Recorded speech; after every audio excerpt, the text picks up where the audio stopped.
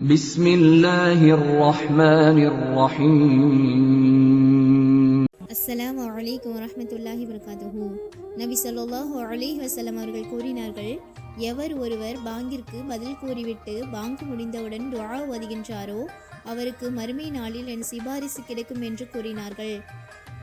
பாங்கு முடிந்தவுடன் ஓதக்கூடிய துஆ.